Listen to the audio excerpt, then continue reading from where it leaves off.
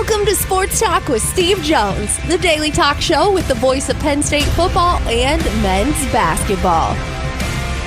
You never know what special guest may stop on by any given day. Now here's the man of the hour, Mr. Steve Jones. Quite the news day. And, of course, that's the Scotty Scheffler story, which is unbelievable. Don't really know how to. Let's just start with what he's doing on the course right now. He's now playing 14, which he started on the back nine. So after being arrested this morning at 7:38, the whole thing is just, it's bizarro world, starting with an incredible, awful tragedy. Evidently one of the shuttle buses, now whether they're shuttling fans or whether it's just a bus around the area or whether it's shuttling media, I don't know, struck a pedestrian and killed him. Awful. So now, of course, you have to cordon off the area. You know, there's an investigation going on. How did it happen? Was speed a factor? Was that all these things you're looking at? But there's also traffic trying to get into the golf course, including the players. And as you know, there are certain laws, like let's take a law in this state.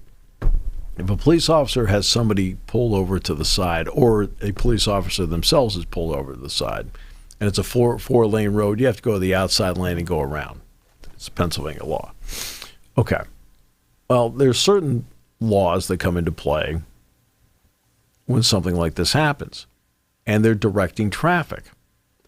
Well, what Scotty Scheffler says is that he was doing exactly what he was told by the person directing traffic because they was very close to the entrance of the golf course. And so he's just crawling along, but he's moving, getting himself to the gate, and a police officer tells him to stop, and he keeps going about, according to Jeff Darlington of ESPN, another 10 to 20 yards, and the police officer throws himself onto the vehicle. At this point, Scheffler stops and rolls down the window.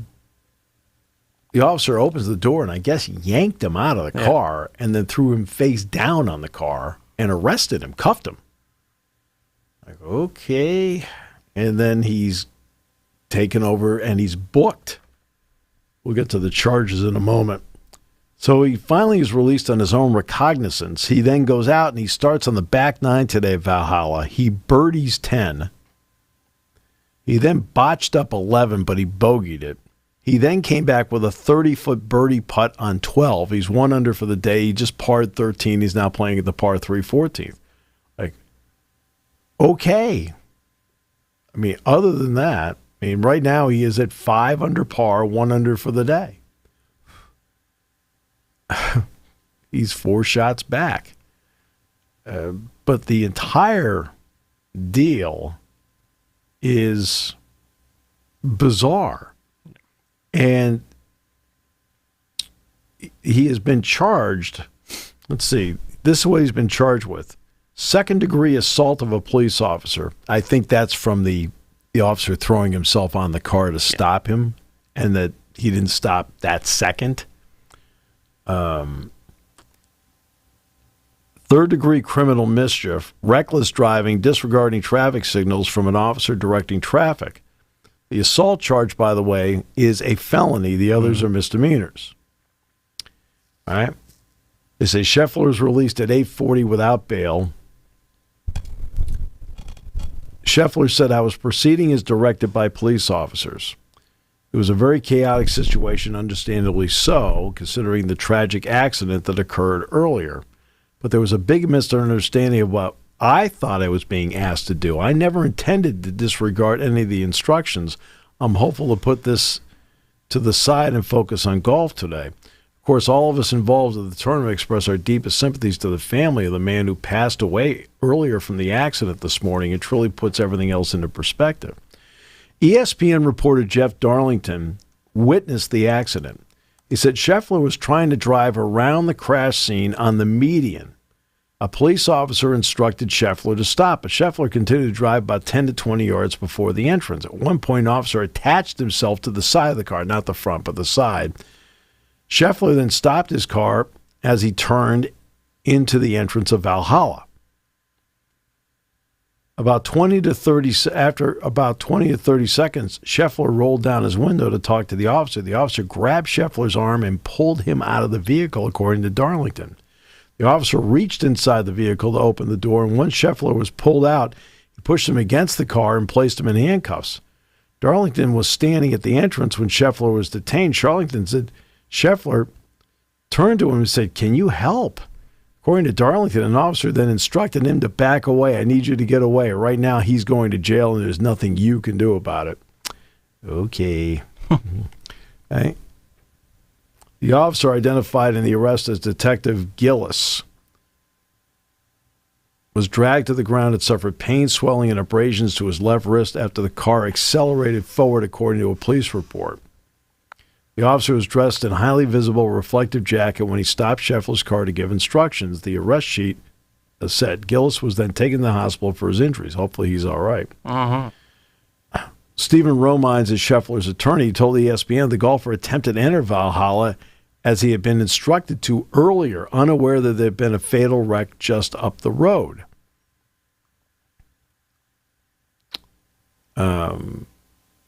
He said they were getting ready to tee for his tee time. They were directing traffic. He held his credential out and was going in like he'd been instructed to do. Apparently, there had been a traffic accident, maybe even a fatality down the road. You know, at this point, the attorney doesn't know. Yeah, doesn't know it. Yeah. Down the road, and there had been change in traffic patterns that he was unaware of. Romine, speaking outside the Louisville Metro Department of Corrections, said the officer who attempted to stop Scheffler was not part of the regular event traffic detail at Valhalla, so that's where the miscommunication arose. They are allowed to go through, that's why they have the credential and the wave-through, Romine said. He was unaware that there had been a wreck, and he proceeded like he had been instructed to do. He did exactly what he had been instructed to do entering the premises. Romine said Scheffler is going to fully cooperate with police that will deal with it as it progresses. The unidentified man, that's the one that was killed, was attempting to cross Shelbyville Road when he was struck in a dedicated lane for buses. Police said the man died right at the scene.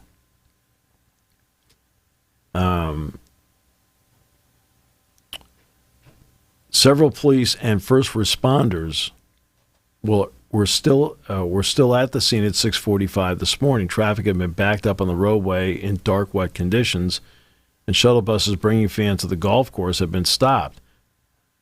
So that's what happened through all this. Scheffler was booked. He was put in an orange jumpsuit, booked, released on his own recognizance.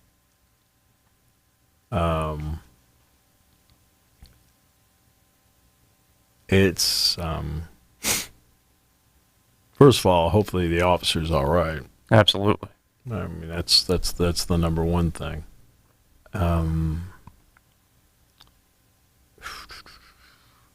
Something like this happens, and you can tell that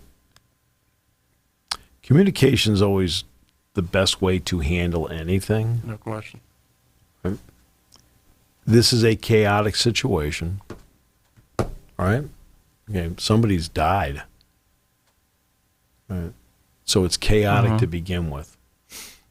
It also is right near the club, which means there's going to be heavy traffic there to begin with anyway. And the left hand and the right hand have to make sure they're coordinated as to what they're doing. The question would be, did Detective Gillis, for example, know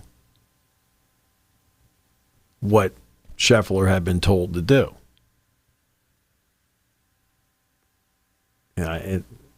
And conversely, Scheffler probably should have stopped that second and said, "Officer, I'm just going into the club. I'm one of the players here," and show his credential. So It's a mess. Yeah. Without question. It's embarrassing for Scotty Scheffler, without question. And he also has now this to deal with. Number two, I think it's also embarrassing for the Louisville Police Department. I agree. I mean, you're hosting a gigantic event. Okay? Where he was turning in was, the accident was down the road from the entrance to the club.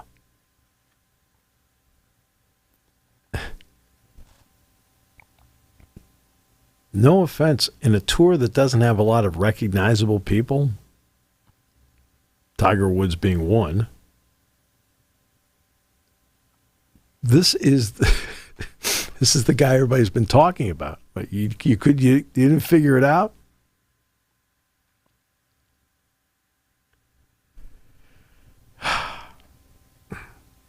He's not trying to do anything except go in.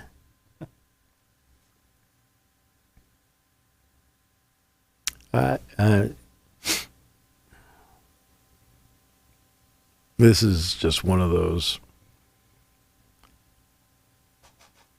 He's probably had to be sitting there saying, you have to be kidding me. Like, first of all, you feel awful because somebody ended up passing away. Absolutely. I mean, that's the part that's just completely awful. And then this happens. It's part of this is going to be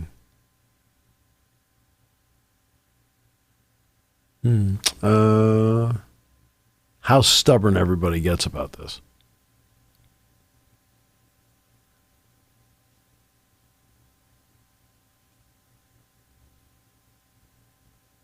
But again, I hope the police officer's all right. That's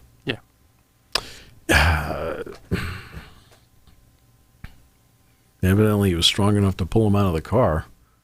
Yeah. Wow. Interesting day.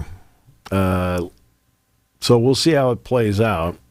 Now suddenly out of nowhere, the PGA Championship has a lot more interest in it, for all the wrong reasons.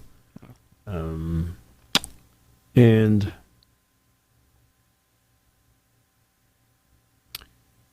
yeah, that's the news of the day. It's just stunning.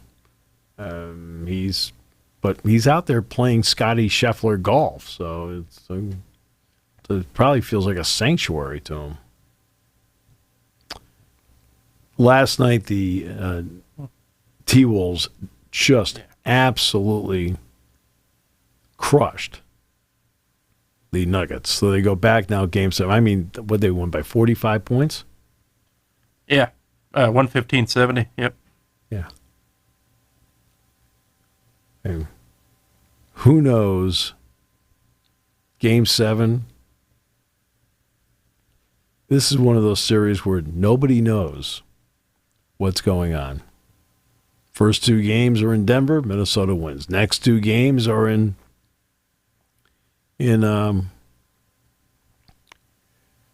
Minnesota, Denver wins. Then Denver wins at home. Then Minnesota wins at home. Nobody knows. It's crazy. It's just crazy. Now, the Knicks will play tonight against the Pacers.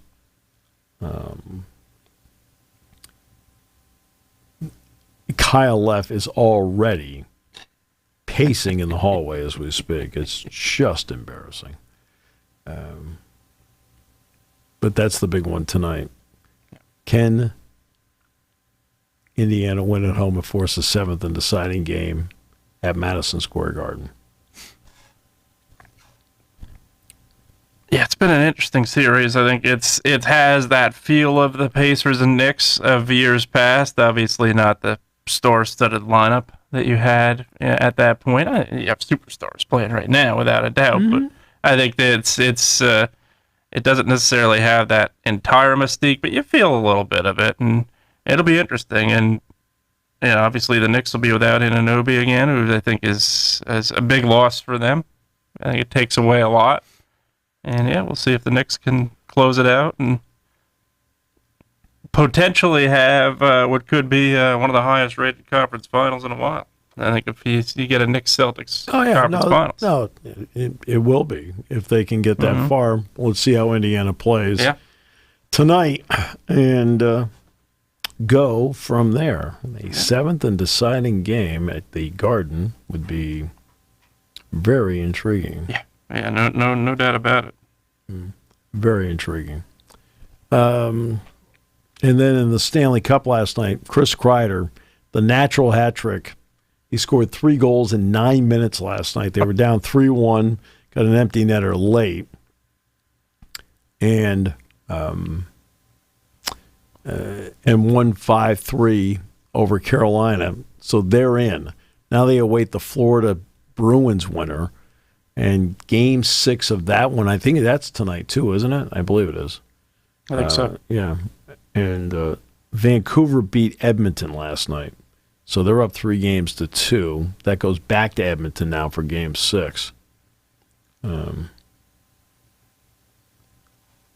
So, yeah.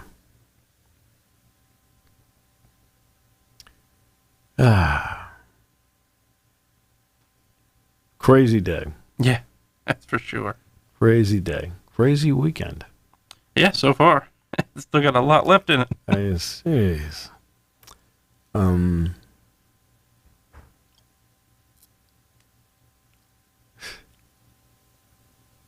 It's crazy. There'll be more people watching golf, probably. I think so. There's no doubt now. I laugh about it. I can't laugh about it because because of the tragedy. Absolutely. I mean, the tragedy is just like, okay. But it is embarrassing for Scheffler. It's embarrassing for the PGA, to be honest with you. And it's embarrassing for the Louisville Police Department. The whole thing nobody is going to come out of this looking good. No. Nobody. This is where you're hoping somebody with a level of common sense steps forward and says, okay, we're dropping a lot of charges here. All right. And then go from there.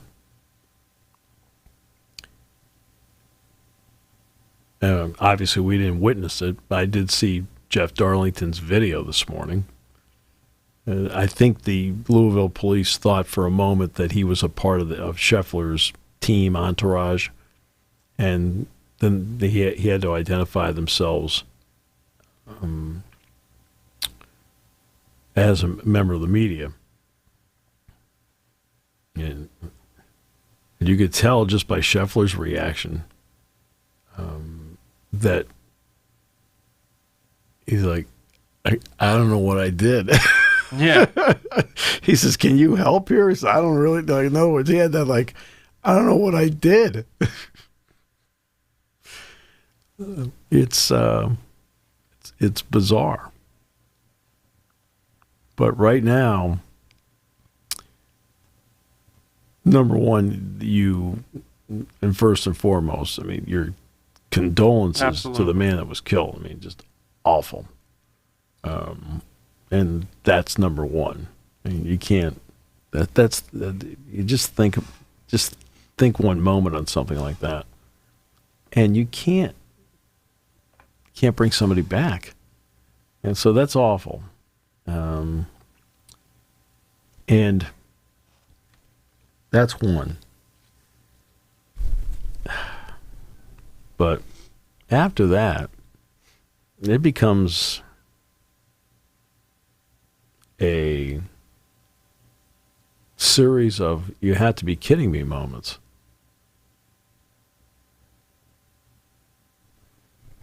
Yeah.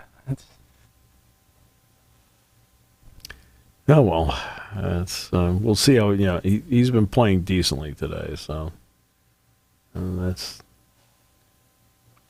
see how it goes after this. For him, he obviously has the ability to concentrate on what's going on out there. Yeah. I don't know how. I really don't. Yeah, I don't know how either. Let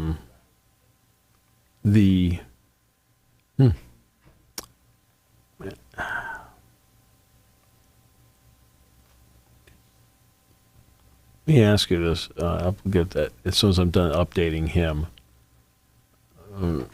I have not seen a second of any of the WNBA games.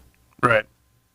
Scheffler, by the way, is kind of going along and he's parring holes. He just parred 14, so he's 1 under for the day, 2 birdies, a bogey, 5 under for the tournament. I guess Caitlin Clark, I read, had 10 turnovers in her first game. First game, yeah. And then last night got held to single digits. 9 points, yeah.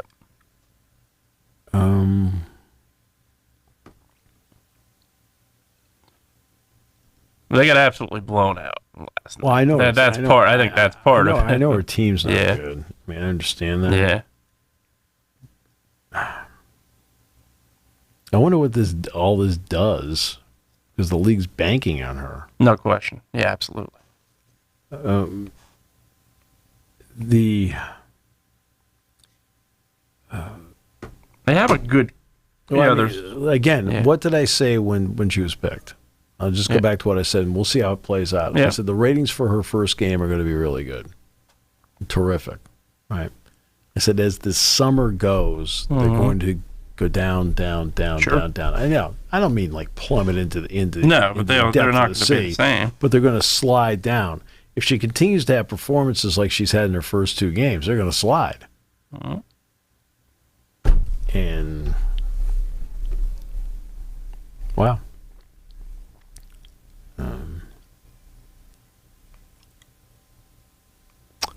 Yeah. I don't know. It has nothing to do with, look, she's 22.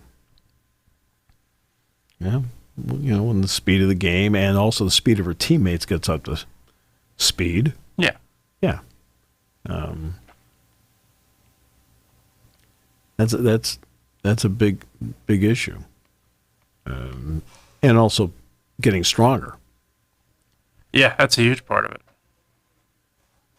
So, and the other part of it, when you get to the next level, no matter what sport it is, when you get to the next level, those professionals, and that's what they are at that point, they are gonna study your flaws in every possible way, and they're gonna exploit those flaws early on.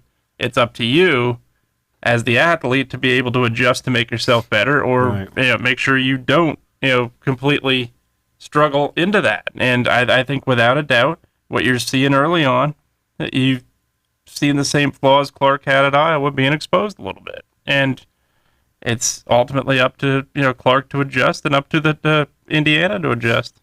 It also has to be a couple people on that team take some pressure off her. For goodness absolutely. sakes. And they have an okay core. Leah Boston's a good player. I haven't seen a second Boston's of it. a good So player. I haven't seen a second of it. Yeah. So I have no idea. I couldn't tell you that until you mentioned that. I kind of sat back and went, oh, okay, she's on the roster too. So yeah, Boston from South Carolina's on the roster here. Right, but I'm just saying that's what, just something to file away and see how it plays out as the season goes along. Penn State football recruiting, they have at least 1, maybe 2 official visits coming in this weekend. Then the official visit thing really kicks into high gear the weekend of May 31st. And they have official visits on the 31st, the 7th, the 14th, and the 28th. And at that point, by the end of the month, you should be getting, they already have verbal commitments now. I think you're going to then see verbal commitments getting them closer to maybe not completely closing it out, but getting close to closing out the 2025 recruiting class. But I think you may get some verbals on 26 as well, based on the people that are coming in to recruit. There's no doubt that name, image, and likeness, and James has been really hitting this hard on the NIL front. I know they have another big event coming up on June the 6th, I think in Scranton. Does that sound right? I think so. All right. I know basketball is one June the 6th as well as West Shore Country Club with Mike Rhodes and the staff. And the NIL part is something that, look, coaches want to coach.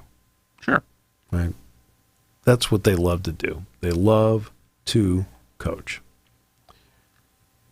I'm sure this is where I give James a lot of credit in his ability to adapt to the current system. Because when he adapts to something, he goes all in on it.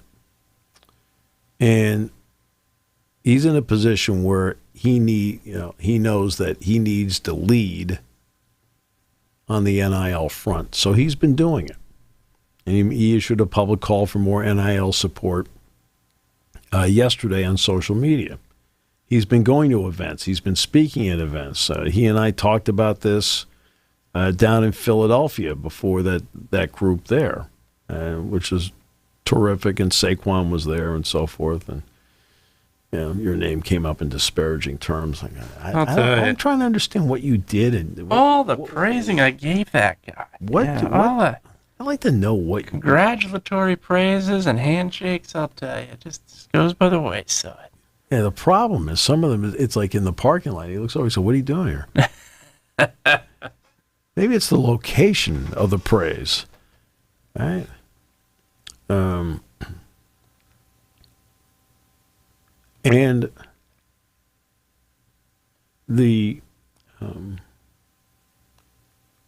but that's where it is right now. Now, the new model, which we've talked about,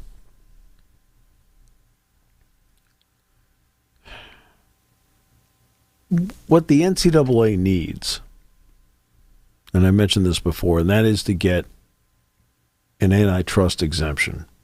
Congress can do that. But they need an antitrust exemption so they can then sit down and they can start putting rules together. Because the $20 million and how it's distributed, see, this is the part, with Title IX, what are the distribution laws surrounding Title IX issues? You have 800 student athletes on campus. Do they all get the same number?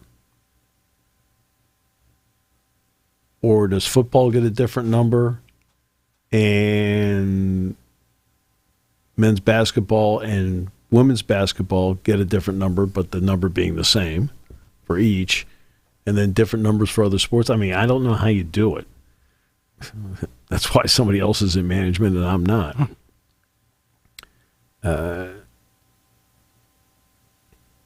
But that also doesn't mean that NIL's going away. It doesn't mean that. What the $20 million does, of course, it puts, obviously, financial constraints. And again, what the settlement sounds like, it's 22% of your revenue or $20 million, whichever is the lower number. Okay? Because you can't look at Coastal Carolina. You can't say it's 22% or 20% of your 22% or 20 million, whatever is higher. You can't do that because now you're looking at Coastal Carolina. For them, 20 million is the high number, right? Can't do that. It's 22% or 20 million, whichever is the lower number. Okay. And you're saying, well, how about a conference saying it's 10 million? You could. Except there'll be another conference that says 20, and everybody's going to say, well, we can't compete with that. So if you're the ACC, the Big 12, the Big 10, the SEC, you're all in the 20 million range, even though the Big 12 and the ACC might not be able to afford it individually, but they're going to have to go that route to compete. But that doesn't mean NIL's going away. You still have to be able to rein that part in on the fundraising level, and it has to be done. It has to be either the conferences themselves have to do it in conjunction with talking with players' associations, or the NCAA is going to have to do it. And the NCAA, of all of them, they're the ones that have the ability to get the antitrust exemption. The Big Ten doesn't really, the Big Ten, the SEC, ACC, Big 12, they're not in a position to get an antitrust exemption, but the NCAA is.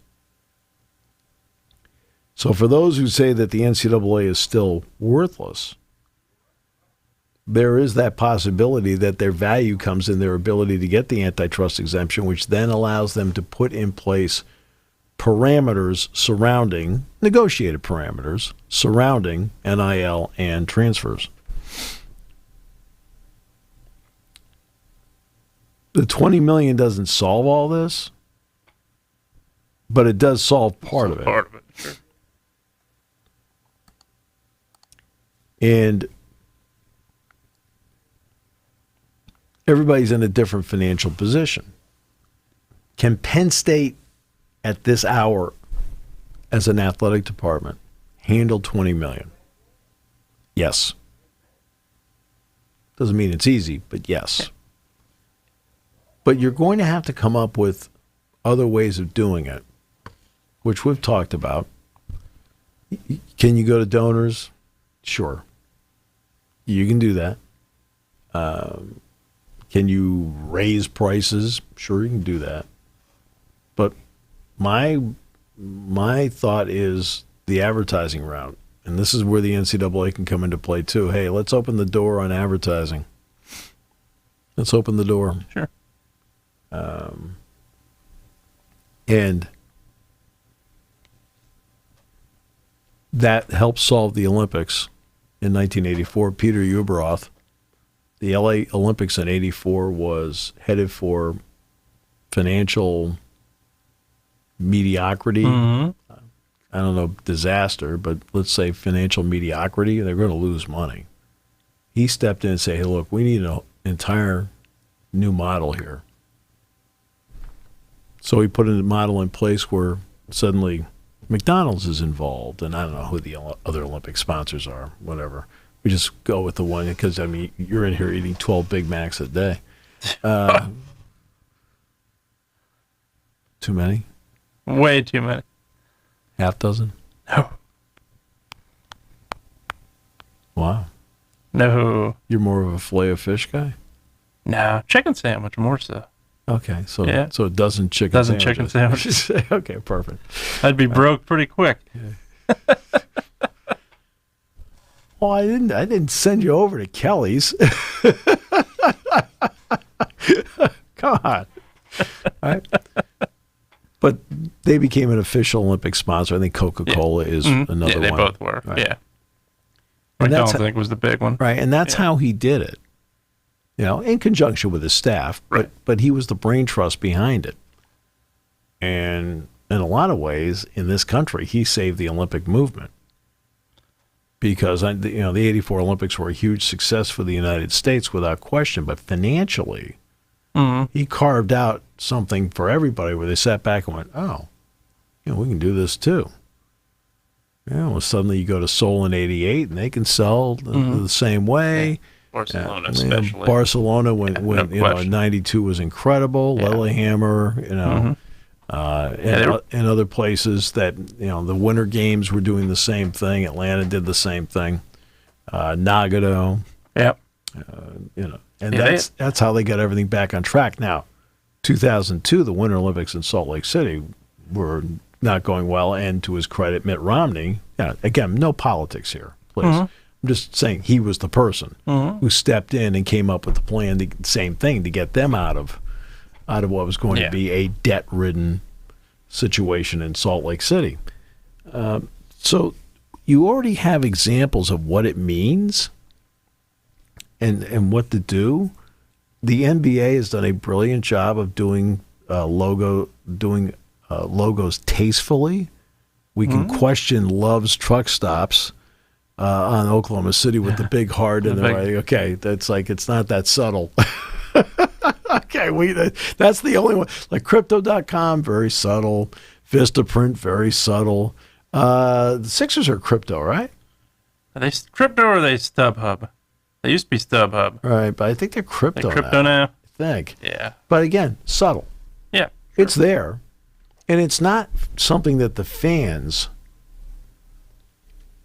sitting in the seats see. They don't see that unless they look at the scoreboard. Right? Up on the scoreboard when they're showing a replay or, whatever they're showing up on the board, a player at the time, that's the only time they really see it. The fans don't see it. No. So if you're sitting in Beaver Stadium, the Jordan Center, Pagula, Rec Hall, whatever it may be, you're not going to see the logos on the jerseys. You're not going to see that. No. But the people on TV will, and that's the value of it. So now what is the value of Penn State on TV? We've talked about Penn State being one of the 18 schools in college football that totals 50% of the TV ratings out there. Right? Well, Penn State's total viewership from 2016 to 2023 is 241 million. Right? That's number 6. You don't think that's a valuable property? Because I had lunch with Mike Motti yesterday, and God, he said the same thing to me about you that Saquon did. Man, oh man! It's like I have to spend a lot of time defending you. And so I had lunch yesterday with Mike Motti, and we were talking about this. And I said, "Look, this is something that that somebody in the NCAA needs to consider. You've got to find a way to find the revenue. You have to. Right? This settlement." Which, by the way, if they go to court, it would be exponentially worse financially. I mean, if they went to court, the NCAA, based on their track record, would lose, and the numbers would be astronomical, and everybody would be sitting there. You'd probably have a lot of people that have sports thinking about how many we're going to drop here to do this. That's why the settlement is so important. In fact, some people think it could be settled by next week. Well, we'll find out. But it doesn't take NIL out of the equation. Now, and that's something. For example, it'll be interesting to see how it plays out with donor bases across the country. When they see that $20 million is being allocated for athletes. Yeah. All right, well, okay. Do we have to do this now? There'll be a big question like, do we have to do this now? And you'll find out in certain areas that there will be certain donors that will be doing it. Well, so now the base is not going to be 20 million.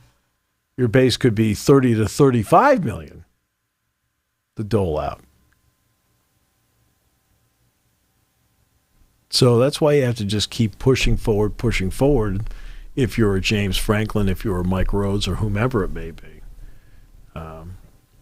about the NIL part of it, because you can't take for granted, because there'll be donors out there that'll take it for granted and say, yeah, okay, yeah, they got the 20 million, they have to come up with it, okay, fine, right? But I am still somebody that thinks that you have to come up with an innovative solution that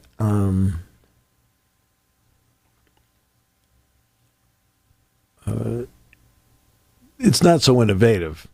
This is a question of stealing somebody else's idea. Yeah, absolutely.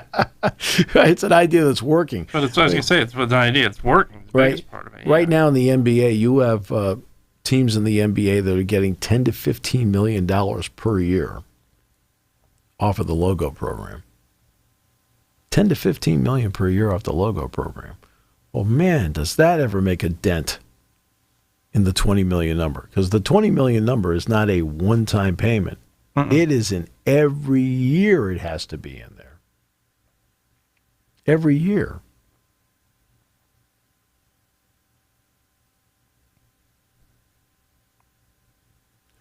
And it's, I think it'll put certain athletic departments in a bind, not with their football and basketball programs. We won't do that. But I keep going back to, how many programs can you afford to keep if you're a Maryland, for example. Right? How many programs can you afford to keep if you're Northwestern's a private school, but Northwestern, Indiana. I don't know. By the way, now the latest on Major League Baseball and TV. Rob Manfred is now discussing maybe we should pool all the TV revenue and distribute it evenly. The proposal first came up in Major League Baseball in 1964. The first time. It's like 4 years after Pete Rozelle in the NFL, and Burt Bell had started this, and the AFL implemented it in 1960. They said, maybe we should pool it all together and distribute it. The problem you have is the New York Yankees' local television revenue is $143 million a year. Colorado Rockies' local revenue is $57 million a year. No offense, which team exactly do people want to watch? Yeah. Well, I know you've got a big weekend coming up after your big traffic stop last night. That's right.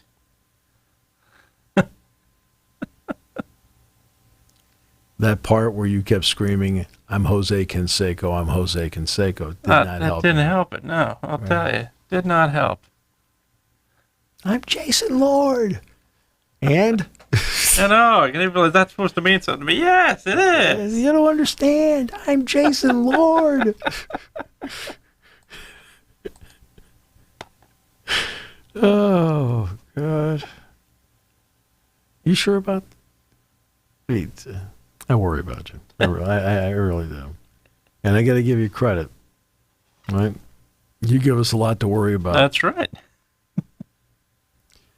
I'm Jason Lord. Face down on the ground. And?